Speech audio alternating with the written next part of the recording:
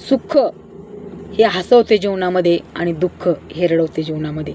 पण सुख जर पाहिजे असेल आपल्याला तर कितीतरी सीमा आपल्याला पार करावं लागतात, कितीतरी कष्ट करावे लागतात.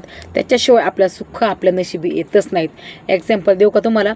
जसा सुंदर धबधबा बनायला सुद्धा त्या पाण्याला पण उंचावरून खाली पडावेच लागते ना, तसेच आपल्याला जर सुख पाहिजे असेल ना तर आपल्याला नम्रतेनं आणि इमानदारीनं कष्ट करावेच लागतात.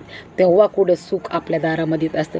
दुःख तर काय हो, वर नजरा केला तर दुःखच दुःख आहे, परंतु खाली नजर करून जो इमानदारीने कष्ट करेल ना त्याच्या जीवनात सुख आल्याशिवाय कधीच राहणार नाही आणि दुःख गेल्याशिवाय कधीच राहणार नाही. म्हणून सुख आणि दुःख हे नाण्याच्या दोन बाजू आहेत, ह्या कधीही समजून घ्या.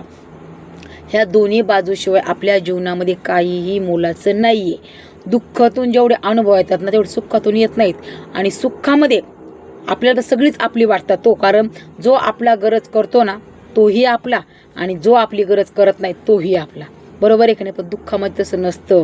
ज्याला आपली किंमत आहे, ज्याला आपली व्हॅल्यू आहे तोच आपली गरज करणार. भले पैसे नसू द्या पण मानसिक आधार तरी देणार. म्हणून सुख आणि दुःख जीवनामध्ये असणं भरपूर महत्त्वाचं आहे.